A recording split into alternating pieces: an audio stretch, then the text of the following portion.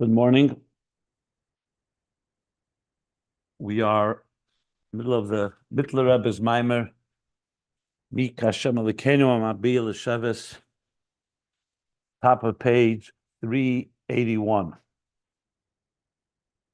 And the corresponding page in Ayin Beis is page 1472, which is based on the actual language and very, very close, almost line by line, what we just learned on page 380 in Mittler Rebbe.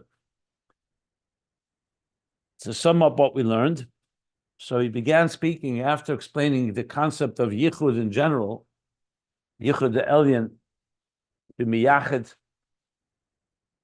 recognize, appreciate how everything is part of the singularity and the exclusivity of the only reality, which is godliness, God. He broke it down now that in Shema Yisrael, Hashem Elokeinu Hashem Echad, there are two levels of Yichud. Yichud Elah, Yichud Tata. Either in general, that's Shema and Baruch Shem, or in Shema itself, Hashem Elokeinu and Hashem Echad. And to explain Yichud Elah, Yichud Tata, he began to explain Das Elyon and Das Tachten. Two perspectives, so to speak. The perspective from above is from the Yesh to the Ayin, that the Etzem, which is God, does not expressed and not revealed in any way, chose to express himself, and therefore created an Ayin, which is the Oir. It's only a reflection of him. That will be what he calls the Koyach Hizgalus. The Rebbe Rashab called it the Hizgalus, his Galus Etzem, on page 1472. And then there's so there the Yesh and the Ayin is that force, that energy, that Oir. And then there's Das Tachten, which is the other way around. That the Ayin Liyesh, that the Yesh, the created Yesh, this is the Ayin that applies itself to existence, but it remains Ayin because it's beyond the Yesh. There's nothing in common between them, except the fact that it's engaging with it, as we learned. And this, in turn, creates two different levels of bittul, as spelled out in Ayin Beis. Bittul b'mitzias, because the first ayin is completely nullified in the presence of the source, and bittul yesh, which means not complete utter bittul, because at the end of the day, that ayin of Elikus is there to create existence in that form and shape. So that's what he said, as we learned both these by Maamorei together. We learned it inside the Mittler Rebbe, and then we learned it how it was in Ayin Beis. Yeah. And the example used for it is the example of the Nefesh, that the Nefesh too has two levels. There's the energy of the soul as it's revealing from the source of the soul. So it's just expressing itself, the power of its expression, like the power, like he said by the Mittler Rebbe, the power, the same thing, the power of the Chai to move, or Tzameach to grow, but it's not yet, has not manifest within the very structure of the entity itself. And that's removed, and then there's the energy as it manifests within the body. And there it's affected by the body. Body experiences affect the soul.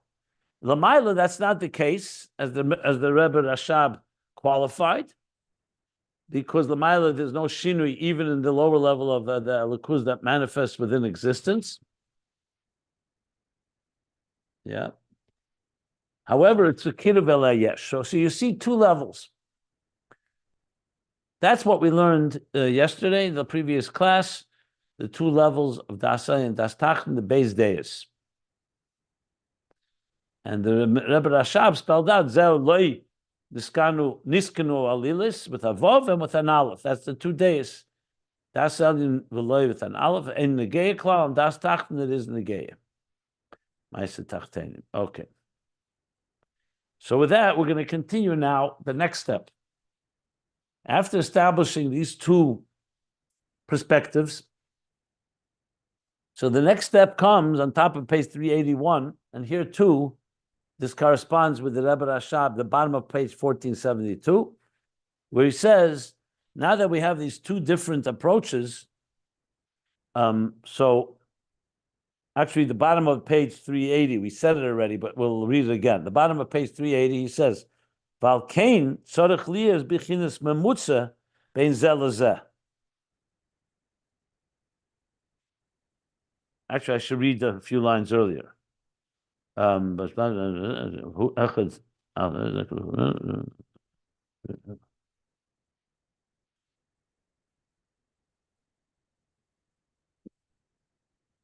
one second.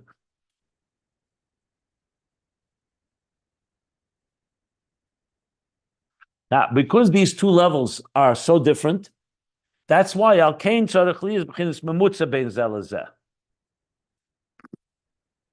In Ayin Beis, the expression is b'chdesha ayin shel hayesh yeh b'chinas kiruv el hayesh l'havas b'chinas yesh mitzias. And b'sharshe, it's rooted in the Ayin hakol be'etzem, in the higher Ayin, who moved the mezal gamri hinei zeu ayidei hamtzoyes haparsa. So how do you go, since the etzem, which is the creator, has now chosen to express himself, which is the Ayin of the creator, the Ayin of the Yesh Hamiti. But that is still removed, infinitely removed, from the Ayin that is now going to apply itself and engage with existence. So how do you go from the higher level of Ayin to the lower level of Ayin? So he says that's where we need now an interface that shifts God's power to reveal himself to actually become a revelation that will be tailored and associated with and engaged with a particular creation. To use the example of the nefesh, and I'll use another example or two just to explain it better. We've established that the nefesh itself, the very core essence, is beyond revelation. But now it's chosen to express itself. But expression is in a very broad sense. It doesn't tell us how it's going to express itself. Will it be the power of vision in the eye, or the power of hearing in the ear, or the power of intelligence in the mind? So now we need a leap from Oyer Hakol Be'etzem to Oyer Hashayach to the creation. Or to use the example of the artist that I often use. The artist has determined, there's a point that he's not even an artist. But now he's determined he wants to be an artist. And he wants to create art. So within himself, there's now something has been revealed. They revealed his power of being an artist. But it doesn't say what type of art. So we need now another step that will take the general klali, you can call it, that's not yet defined, and define it into specifics. And that would become basically the mamutza between like Sevav Kalaman and Mamala Kalaman, or what he calls here the hakol be'etzem, that he calls the hakol be'etzem, the higher level. And then there's the that comes out and it actually goes and applies itself to the very creation. Just want to see the exact language that he uses. Right. And then there's the koyach that actually manifests. So what's the mamutza, the interface? So now he's going to come back to something we've talked about earlier in Ayin Beis, the parsa. The partition or the curtain that separates between the higher level of the Ayin and the lower level, or namely between Atzilus and Beriyah. Let's read it inside. So I'm on top of page 381. Pages can be found at ayinbeis.com if you want to follow. That it binds and it connects, attaches, and yikasha and binds ma'ayin ha'alef la'ayin ha'beis, from the ayin of the gilui of the source to the ayin ha'beis to the gilui that will become hanikra ma'ayin liyesh, become the ayin into the yesh of existence. So the first ayin is coming from the yesh amiti. That's that first ayin. Now to go to the second ayin, you need this mamutza that binds them, that takes that oyer. You can call it a general oyer or an oyer to himself, like similar to when a teacher is teaching, still within himself that he's conceiving and allowing himself that he's going to teach, but he still going to have a needed tzimtzum to move that to the actual process of feeding and spoon feeding and directing the flow of that oyer into the student. Ukanal da nefesh atzma mushlelos mechol mikri aguf. Like an example of the nefesh itself it defies and is beyond any of the experiences of the body. The nefesh on its own, that's my nefesh.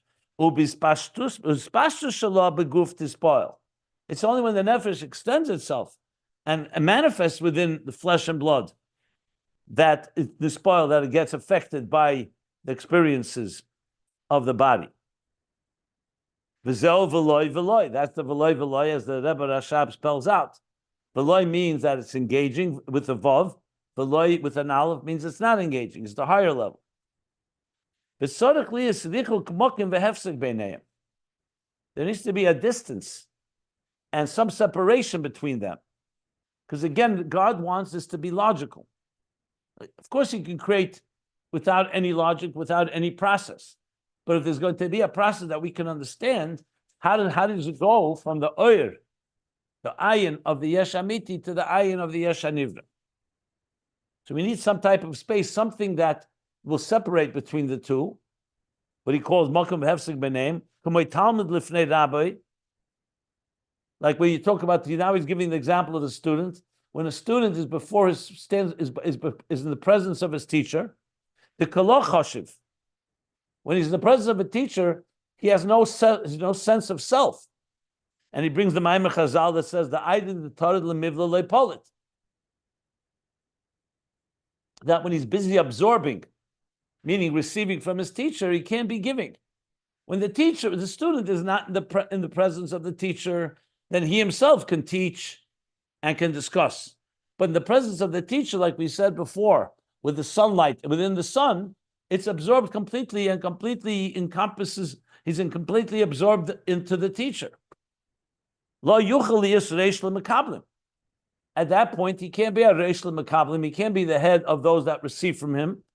Kipnei Yeshua b'fnei Moshe, like when Yeshua, the face of Yeshua in the presence of Moshe. Kilavona b'shemesh would be like Moshe. Yeshua is kipnei levona. Moshe is kipnei shemesh. What is the moon like in the face of the sun? It doesn't have any light. It'd be completely nullified.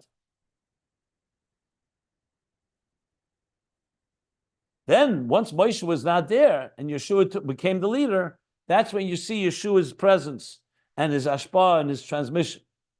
So, but in stage one, he's completely absorbed into his teacher, into his mashpia.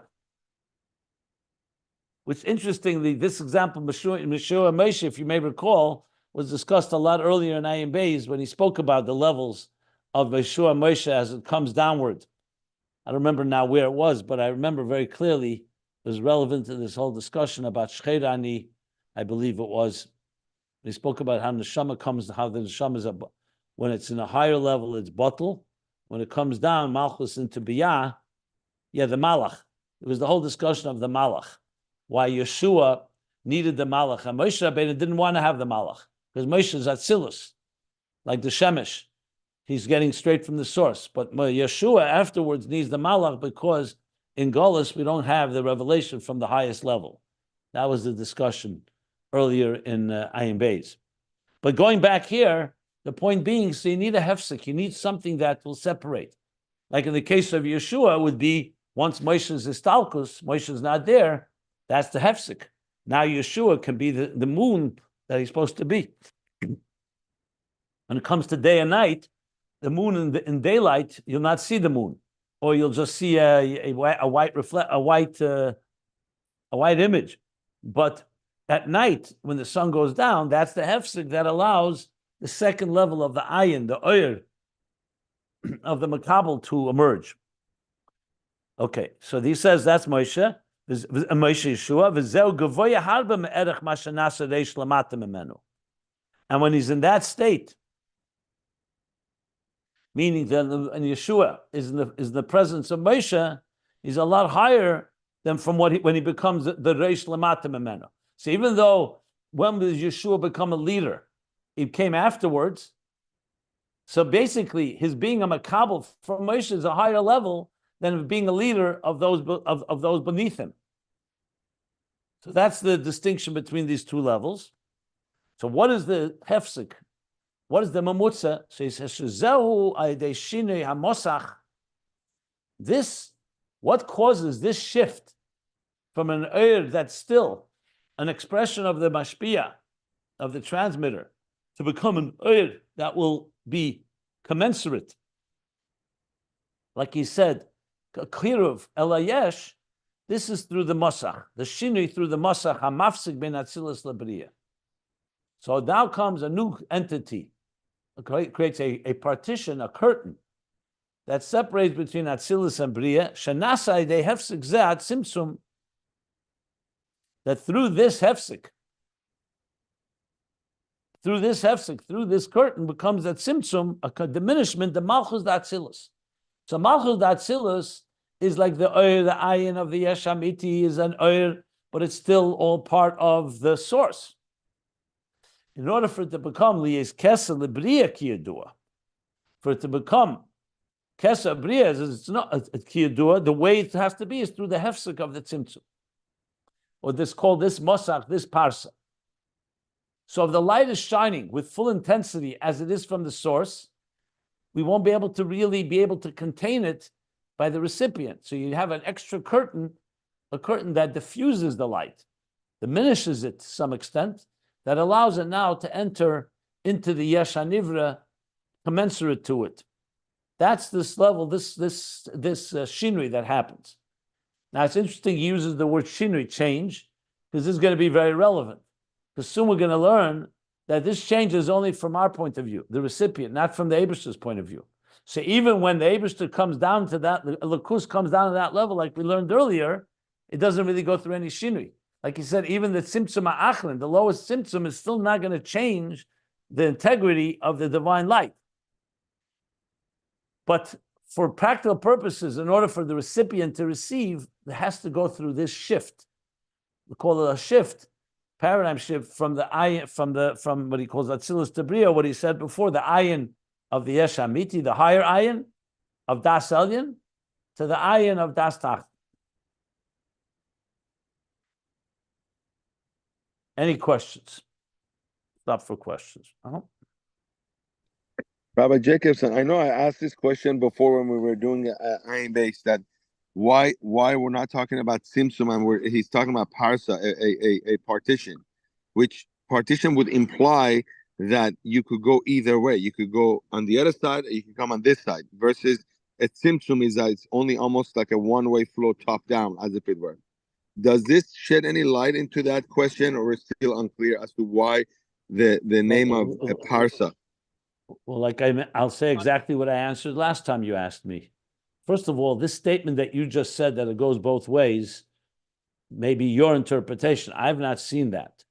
Well, I should correct myself. In volume 2, he does talk about the parsa as being a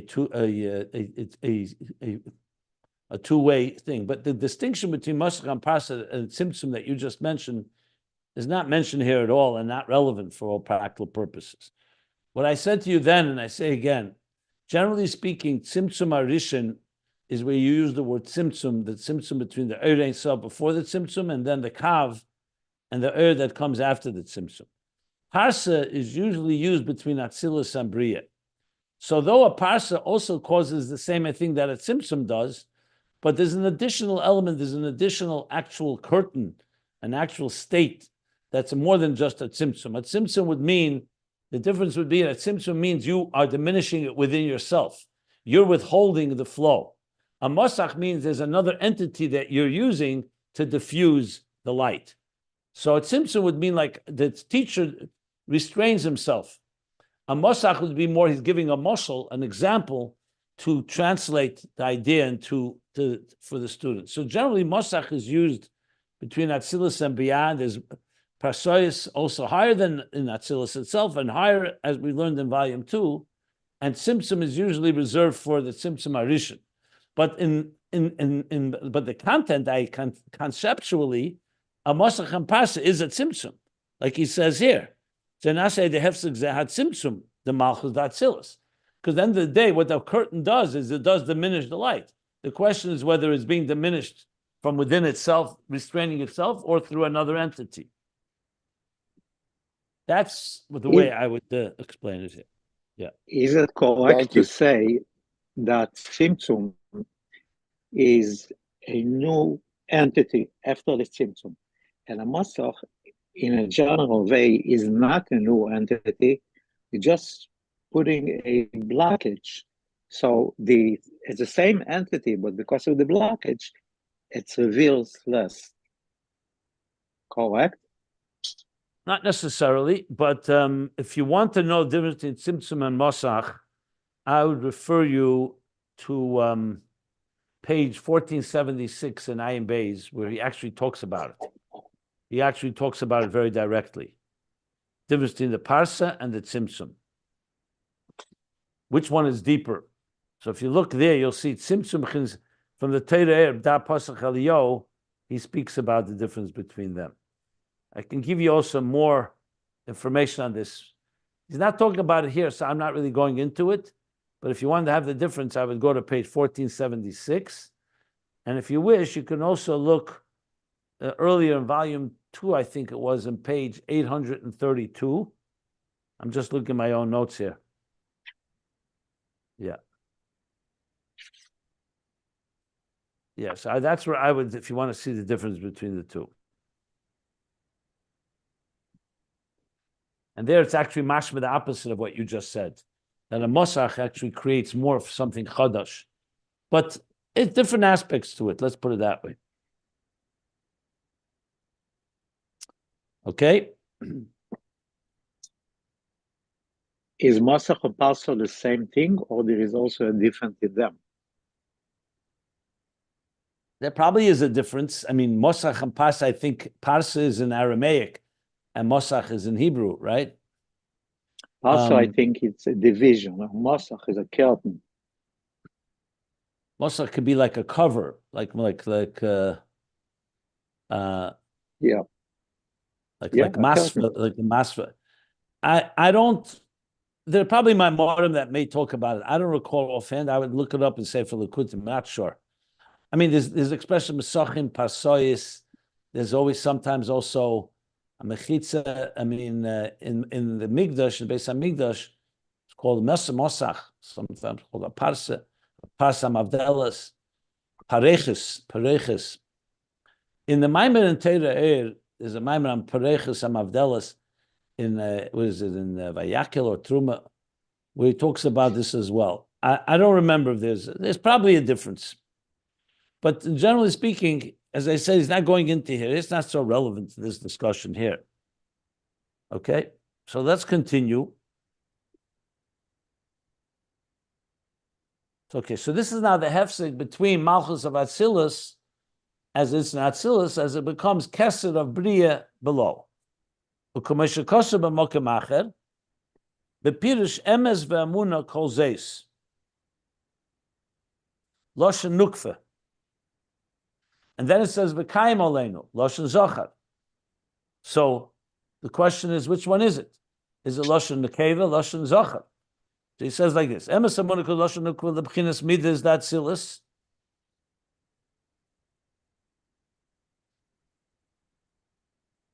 V'kayim Loshen Tchar, B'pkiyas Aparsa, Liyas Keser Lebiyah, the Hobahot Talia Dafka. We learned this also earlier in Ayin Beis. So Emes V'Amuna calls Zeus. Zeus is not Zeh, it doesn't say call Zeh. Loshen Nukve, that's Malchus, Lebchinas Midas, that Atzilus. That's referring to Malchus as receiving, it's in comparison to the Midas of Atzilus. The Kayim, Aleinu, Loshen Tchar, that's when Malchus is Bekeya, it pierces the curtain, Liyas Keser Lebiyah, to become the crown of Biyah, the Hobahot Talia. Dafke. That's interdependent. In other words, when Malchus is in Atzilus, it's still a makabel, like Yeshua. It's receiving, like the moon receiving from the sun. Once the parsa comes into play, creates that hefsek, now Malchus is becoming a mashpia. Mashpia is Loshen Zochar. And he says, Haba Hatalia, because it probably means that Haba Hatalia is interdependent through this hefsek that needs to have the parsa that allows this to happen.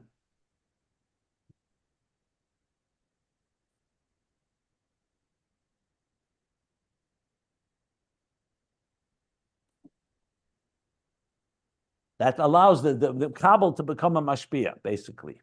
Because once the mashpia is concealed, meaning the mashpia of Atzilus, for Malchus, then Malchus can become a mashpia to the next level.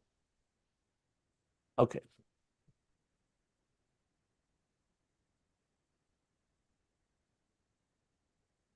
V'zehu, and this is what it says, Ki imcha moker chayim. The imcha, so which is like not a regular language. You could have just said, Ki ata moker chayim. You're the source of life. What's the imcha moker chayim? With you is the source of life. So he says, Shehu b'chinas hamalchus, and then it says, Ba'ercha nira er. Ki imcha moker chayim, with you is the level of source of life. Ba'ercha, in your light, nira er. Light is revealed. So what is that referring to? So he says, Rak b'chinas ha'ora da ha'ora. So Kim Chamakar Chaim is talking as a level of Malchus as it is not Atzilus. But the Eir, once it goes through the parsa, b'chinas ha'ora da ha'ora, because it's not Eir itself, it's Be'er Chanira Eir. So it's a lower level of Eir. That's ha'ora of reflection, which comes derech p'kiyas ha'mosach ma'atzilus la'Beriyah canal. Mosach ma'atzilus la'Beriyah canal. So essentially, there's Malchus and Atzilus is Moker Chaim, Imcha Moker Chaim, Imcha, and then comes the Hevdel, the Hefsek, the partition, the interruption of the partition that allows a reflection to come from the reflection that comes as it pierces through the curtain from Atzilus to Beriyah. Now you have like a air that shines through after the curtain diffuses the light. So you have Ercha Nira Air, but Ercha Nira Air, from your light, your source of light, now appears light on the other side of the curtain, which is already now in Biyah, in Beriyah canal. Okay. Ukamoi Kain. I was going back to Yechudei Law and Yechudei Tata and Dasan and Das Tach. Ukamoi Kain be Yechudei Law. So here he says again, Chochma Binah Atzilus. Earlier he used that expression before, but let me just see something.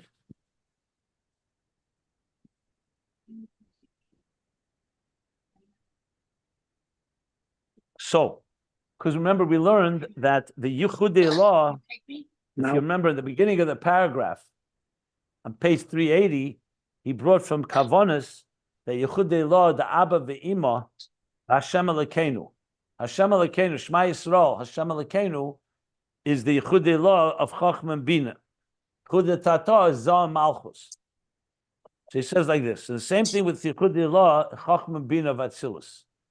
So what do you have from that? Sheyesh sham gamken beis hafochim.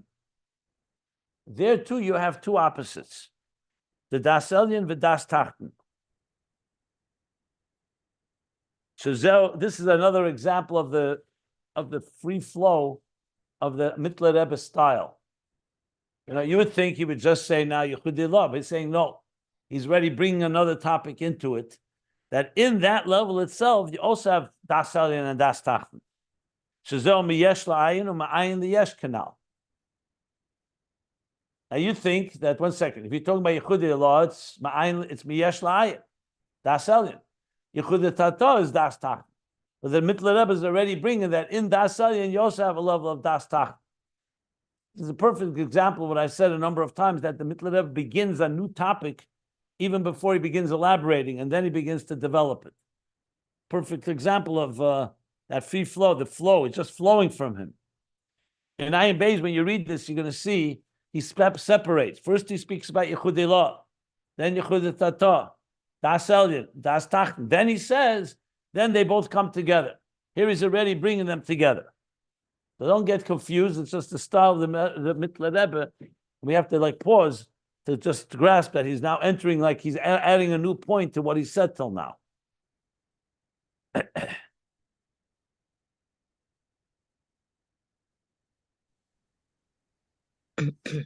It's not linear. No, it's not linear at all. And it gets confusing actually at times if you don't go slowly, because you're saying, one second, what's the flow here? You just talk to us about the parsa, the curtain, the partition between the two levels of Ayin, and so suddenly you get going back to that level of Ayin. The first level of Ayin has both things in it. So that's why I'm focusing on it, just to make sure it doesn't confuse us. So let's see where it goes with this, and then we'll. I hopefully like to go back to the Ayin Beis, because in Ayin Beis all this becomes a lot clearer. But let's continue reading. Who Masha Kosav?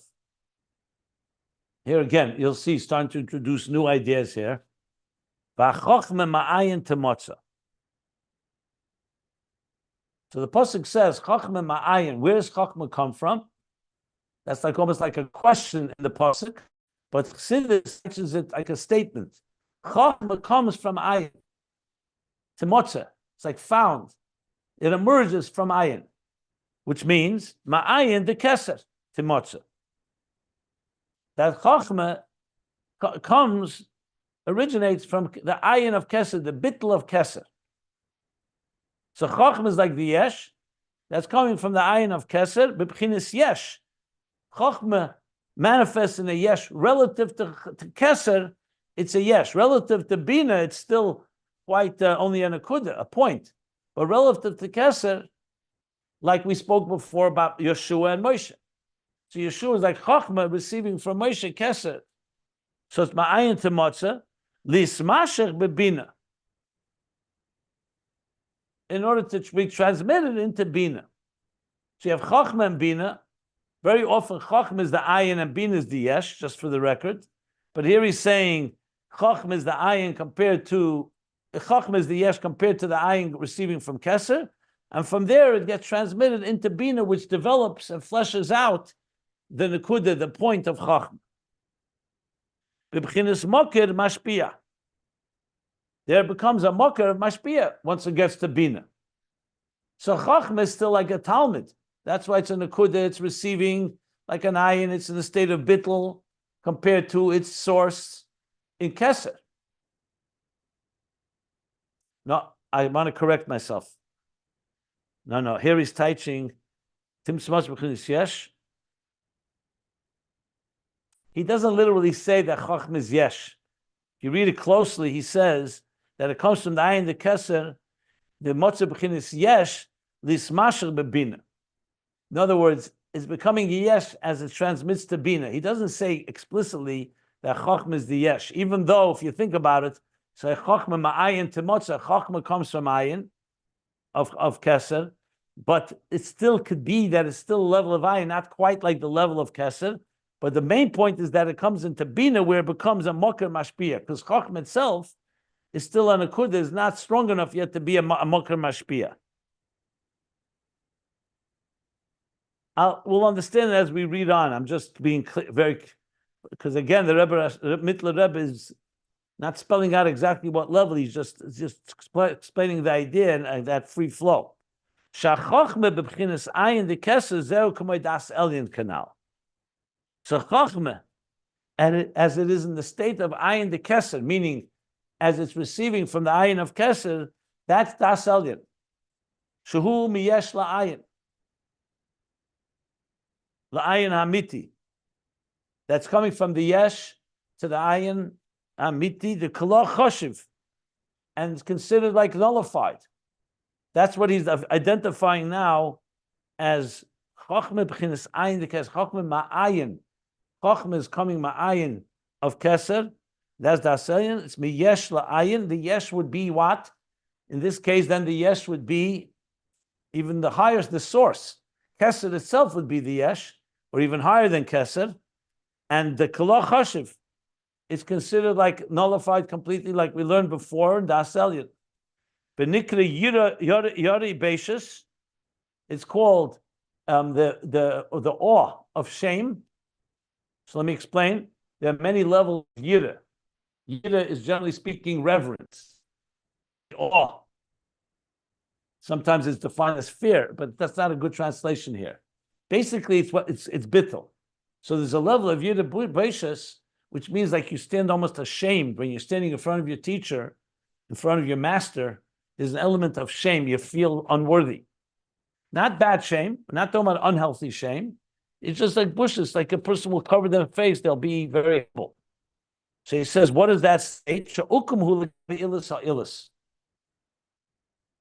it says like this, that Keser iu ukumhu, that even though Keser is a high level, but it's like dark. Ukum is darkness compared to the kodam ilus, compared to the source of sources. So even though it's a high level, but standing in the presence and being aware of the presence of its source, it stands very humble and very, very humbled. Like a student in the presence of his teacher, even if he's a great teacher to his students, but when he's in the presence of his source, he's in that state. Like we said before, like a student before his teacher. So this is Chochma, as he say, that sets Bechinas Ayin the Keser.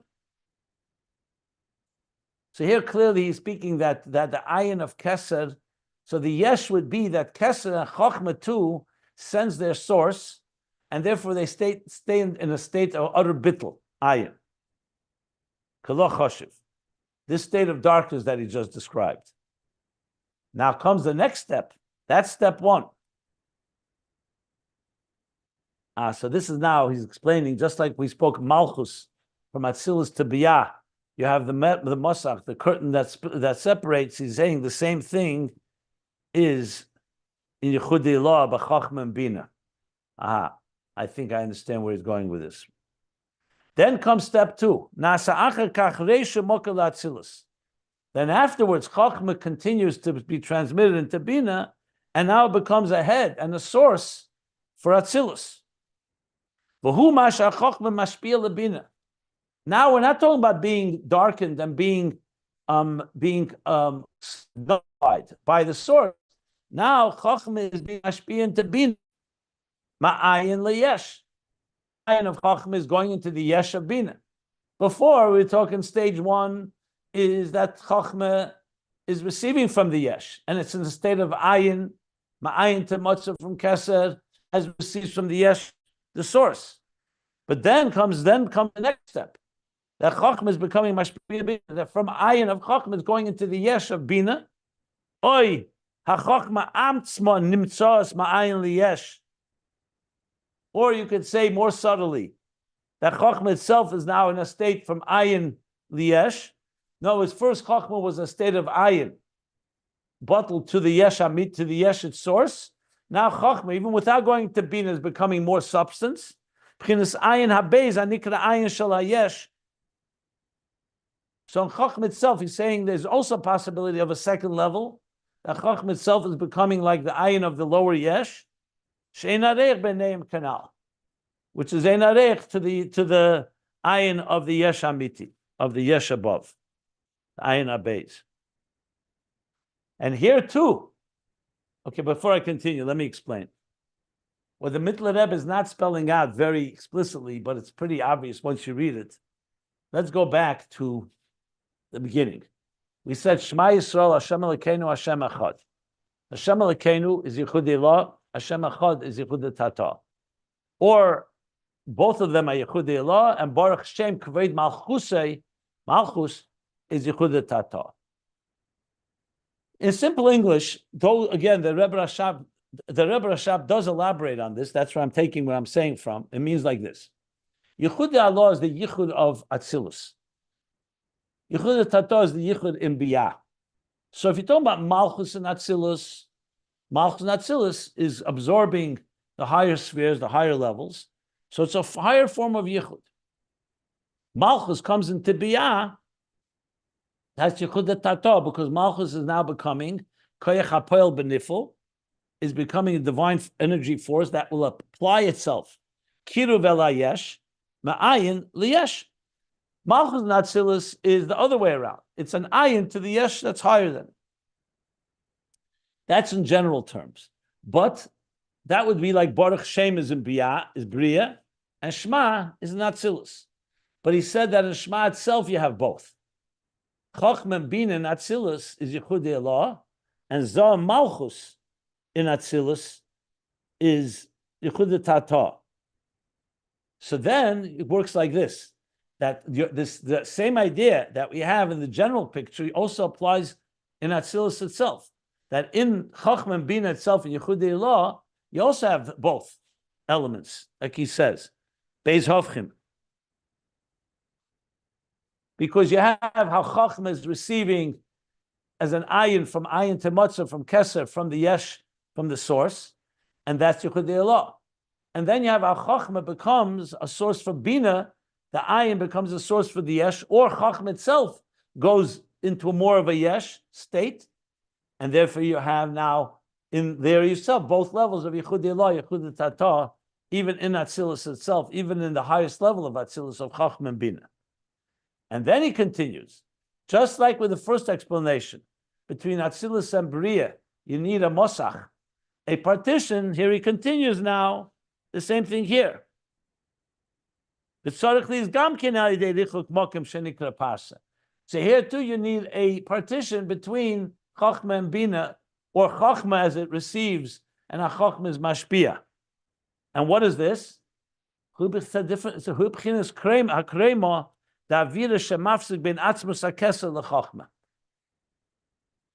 is the Avira de Krema, is a level that we learned about at length actually in volume 2.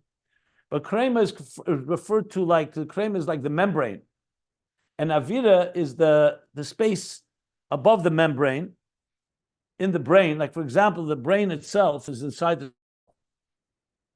but we know that the touch the skull and the brain, there is a space. So in Kabbalah, this is a big level. This is considered a parsa between Keser and Chochma. That's what he's saying here. So Avira de Krema is exactly that. That it is Krema Davira, rather, I should say. Shemafsik ben Atzmus HaKeser, which is like the Galgalta, the crown, LeChochma, or Chochma Gluya. So now you also have a parsa. So just like there's a parsa between Atzilus and Beriyah, there's also a parsa between Keser and Chochma. V'zeu shekosav, v'ivdila ha-parechis ben ha-kedesh u'ben kedesh ha-kedoshim. We know there's a parechis in different sections of the Beis HaMikdash. There's one that's a curtain that's separated between Kodesh and the Holy of Holies. There was a higher level of a curtain. There's a curtain after Kodesh to the next levels, but there's a curtain on the higher levels. So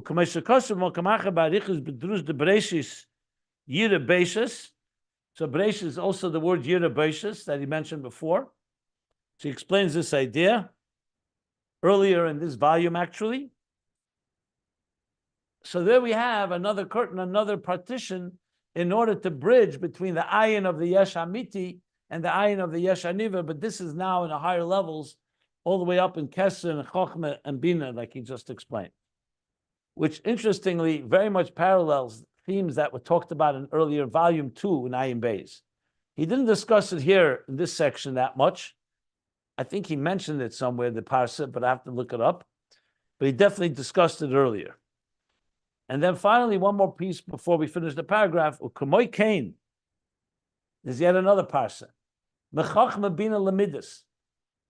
We talked so far between Malchus of Atzilus to Beriyah. We talked Keser and Chochma.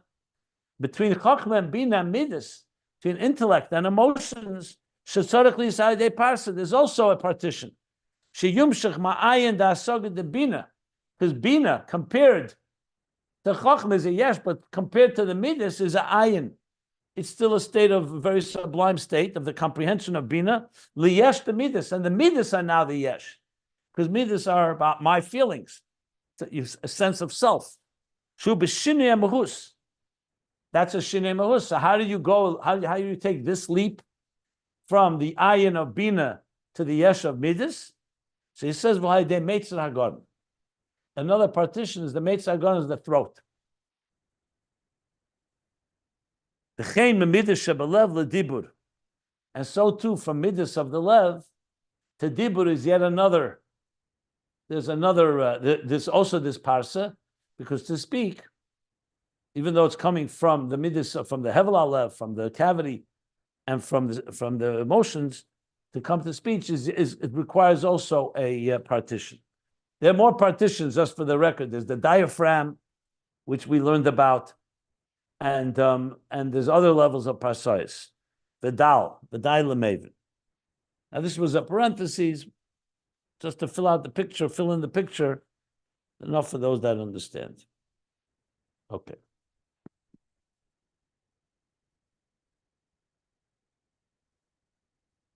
I'm going to stop here.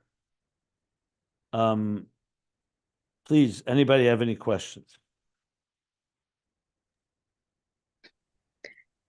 Rabbi, this is probably obvious to everybody, but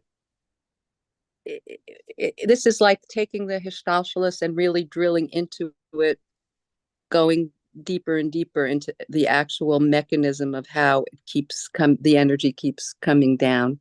And then the body is sort of a mirror of that. That's the divine image part of us. In other words, you're comparing different levels, like to the different parts of the body. Is that how you would interpret that? That we are created in the quote unquote divine image?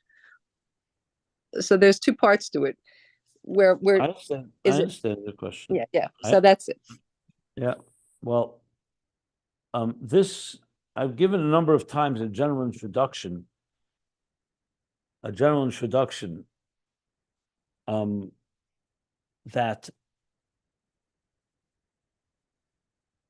in Kabbalah you'll find many, many references. All the references in Kabbalah are all to physical parts of the body, to references a lot to intimacy, sexual references, that if you don't understand its sublime nature, can be sometimes misunderstood. But it was always understood that it's speaking in the language of man. The Torah speaks in the language of the human being. So that's firstly, it's giving us a language that we can relate to. In addition, as you said, we're created in the divine image. So from my flesh, I behold God. So we study nature, and you study science, and you study anatomy, and all the other aspects and other sciences of the physical existence, including the physical body, you can get a picture of what the divine is like. Because God wanted us to have something to so-called handles that will help us relate to him. So that's correct, that there is that element. So when we talk about, let's say, the physical brain, what I just mentioned, the skull or the membranes and other parts that we've talked about, in the physical, it evolves in the physical being the way we experience it. But it indeed reflects on spiritual levels. So that's correct. I have 3 questions. First, about 8 lines up, he says, Legabe ilos, and this sounds like, yes to yes. This is like Ila is a cause or a reason, and it's like Ila va'alo. But here he's saying the cause of causes, which sounds like I'm just saying it sounds like the language of the first Mekubalam. That's question 1. Question 2 is he's talked about a number, like multiple yichudim here. But I don't know. I wouldn't say infinite, but more than 2. First he said, so we first talked about 2 primary yichudim, but now he's saying essentially there's multiple yichudim. There's from Keser to Chochma, and then from Chochma to Binah, and then from Binah to Zah, and it goes on. But that's, by the way, that's just an Atzilus, and then it goes down from Malchus of Atzilus to Beriyah. So I'm a little confused about that too, because okay, fine, he's drilling down, but still, those are many yichudim. And finally, regarding the parsa, and we touched on this earlier in the morning in the class, but he keeps saying all of these transitions are ein aruch, so they're infinitely distant from each other. So that's quite a bit of space, if you will, to cause a step down in energy, if you will, like a transformer. But yet we still need the parsa. So I guess, is it the notion that, okay, well, maybe the power, the voltage is reduced, but the qualitative nature of the energy of the Elikus changes. So those are my 3 questions. So briefly, one by one, Ilus, like I said yesterday, Though the word ila means cause, and here cause of causes, there are different expressions used in Zohar and in different Sfarim that, in very general terms, can be used in many contexts. Here, he's not necessarily emphasizing ilus as being like what he spoke before about ilah va'olol as cause and effect, yesh miyesh. It's an expression used as the cause of causes, and Chassidus discusses why is that expression used. It does refer to God as he relates to being a cause, because remember, we do know that God is called a cause. It's just that he's not defined by being a cause, and he's beyond being a cause. So, in the context of ilah va'ol, ilus is not ilah va'ol necessarily. Some of the earlier Mekabolim maybe use that expression to explain the idea as they explain it, the more commensurate levels. But generally speaking, ilus is actually the very statement means that everything is dark compared to that source. That would tell you that it's infinitely distant because it wouldn't be dark. A cup of water is not dark compared to a pitcher of water. So if it was relative to, if it was commensurate to each other, it wouldn't be called ukamu kadum ilus is more of an expression just to define the source of all sources. Actually, that's probably the way to define it, source of all sources. So as I said yesterday, words in Hebrew can mean many things, and you cannot interpret it always the same way. So you can use the word ilah as ilah va'al, cause and effect. You can use the word ilah, that God is the first cause of everything, and you don't mean cause and effect. You're just using a word that means cause without the emphasis on it being commensurate. So that's a rule across the board, not only regarding this, so many places that words that are used, that sometimes the word in a certain context will be used in a more limited way, another context can be used in an infinite way. And I can give many examples for it.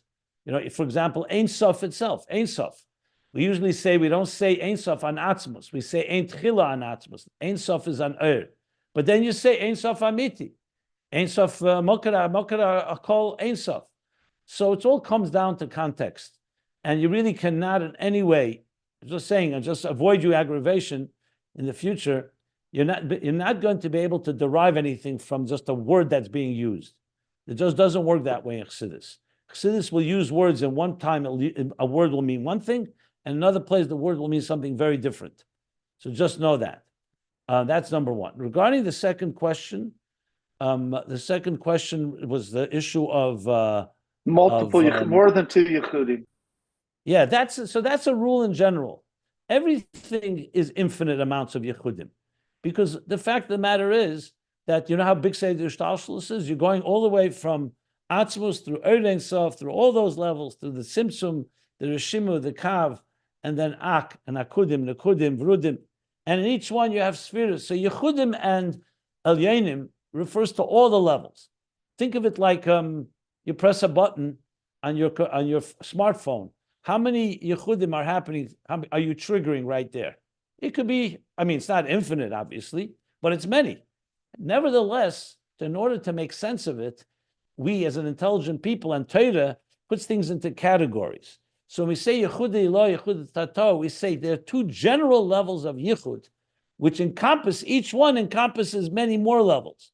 This is a common concept also, Chassidus, that is that's just a rule, like an axiom, that whenever you talk about two levels, it always means there are infinite levels. However, you can't just talk about infinite. It's impossible to be able to discuss it. Dissect it, yeah. So therefore, we say they're general. Like, for example, you start asking the question, where is Yechud Ilah? Is it Atzilus and Beriyah? Is it Beriyah and Yetzirah? Is it Yetzirah and Asiyah? Is it Chochma and Binah? Is it Moichin and Midas? Is it Midas and Malchus? Is it Keser and Chochma? And you're going to find that the answer is all the above. That Yechud is Yechud Ilah, that's relative to Yechud Tato, and each one. He already said that actually here. That Yechud Ilah in itself, you have Yechud Ilah and Yechud Tato. That's that regarding that issue.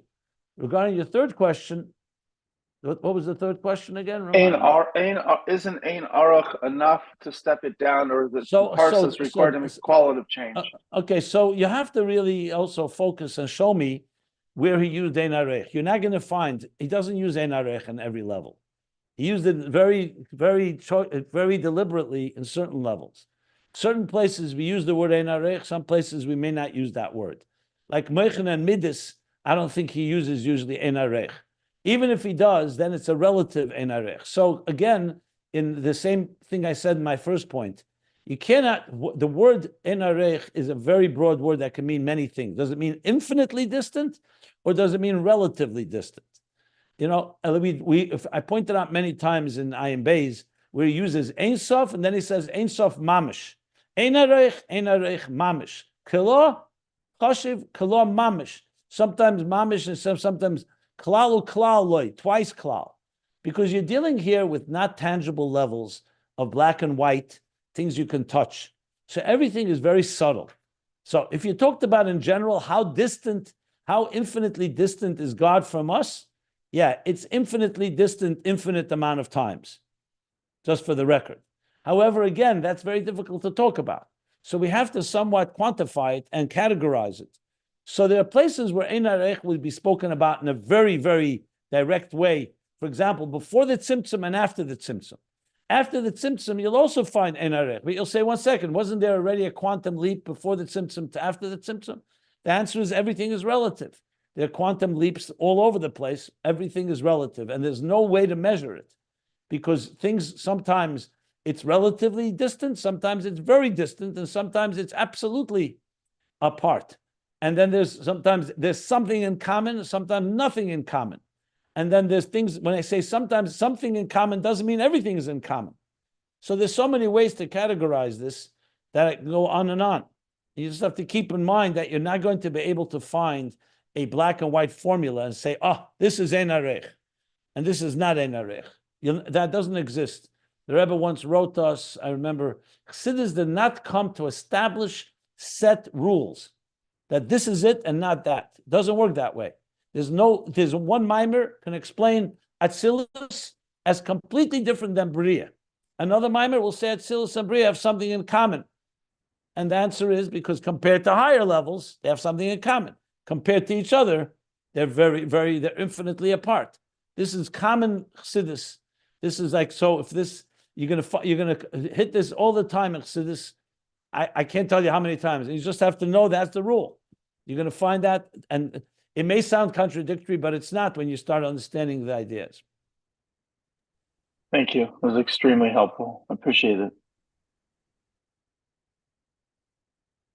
Say, when you use the word extremely helpful, does it always mean the same thing, the extremely? In the context, yes. So, Okay. but it all depends. It's relative. It all depends on. Right, exactly. Yeah, I get it. I understand your point.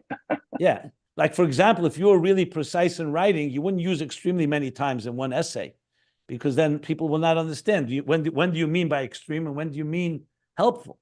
I'm not trying to dissect every word of yours. I'm just pointing out that the terms we use in that context, it was like that. When you put it in a broader context, you'll say, 1 second, not every time that I learn something new, it's the same extreme epiphany that I had. Certain times you could say, wow, that was something that really blew me away. And other times you say, not really, but it blew me away, relatively speaking. I'm just trying to give an example. Yes, I understand. Okay, good. Well, I'll try not to use superlatives. No, I that was not a critique. It's I know. perfectly fine. Rabbi, I was joking. I understand where you're coming. I was just trying to use that as an example to the discussion. That's all. Yeah, Okay, no, good. I get it. Thank you. And here again, you see the Mittler Rebbe style where he brings in new things and doesn't have to fully explain, like this whole thing, the parsa and all the levels. You could ask, why is that relevant to our mimer here? It is, especially when you learn Ayin Beis, because at the end of the day, when we're going to start talking about the unification, integration, and interface between different levels, he wants to show that it's on all levels. Now, it's interesting how the Rebbe Rashab essentially writes down this piece that we just learned. Maybe we'll do that. Maybe we'll do that in the next class. I'll see. So would you say that when it comes to the Inyan, Yichud Ilan and Yichud Tata, that it relates more to the perspective from which these transitions are occurring than to something absolute in one moment. It's more of a structural paradigmatic Yes, concept than it is. Yeah. that's accurately said. Yes. Yeah. Okay. And you see, the more you, I guess, internalize this, the more you'll see how important that is, because it all comes down to your avodah, where you are. You know, that's why he said, like someone will say, how could you say Yichud Ilah is Shema and Yichud Tata is Baruch Shem, and then in the same breath say Shema itself is Yichud Tata and Yichud Ilah? Which one is it? The answer is it all comes down to your avodah. That if you really go into Hashem Elokeinu is more subtly Yichud Ilah, Hashem Echad is more. So it, as I've said many times, you can't really understand this until you personalize it. In your personal life, you could say, today, I had somewhat of a Yichud Ilah taste, if you wish. Someone will say, was that absolute Yichud Ilah? Obviously not. A tzaddik lives on that level. But doesn't mean we can't have a certain experience of it relative to my general Yichud Tata experience. I had a Yichud Ilah experience, you know? So you'll see how important that is, because that's where it becomes alive. It comes alive in our lives when you understand this relativity. So the relative is not meant to be ambiguous and like vague. It's meant to actually give us the tools that wherever you are, you could experience these levels relative to where you are.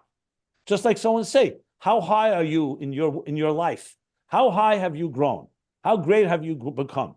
And you'll say, it depends. Compared to yesterday, here's where I am. Compared to tomorrow, it's like climbing a ladder. It's all relative, climbing a mountain. And that's the beauty of it. If you were to answer, I reached my place, this is it. I'm at this stage, and that takes away the whole fluidity and the whole dynamic element of growth that is a constant process. Like the Baal Shem Tov says this, for every question, there's an answer. For every answer, there's another question. So if, on a juvenile level, someone will say, so what's the point? I get nowhere. You get me a question, you gave me an answer, then I'm back to a question. We all understand, no. The question you have after the answer is going to be a deeper question. You've climbed. You've seen a broader horizon. So it's not a matter of, I remember when we were students, the big joke was always, whenever we asked a question to the mashpia, he says, it's vensav umeret. Depends where you're talking.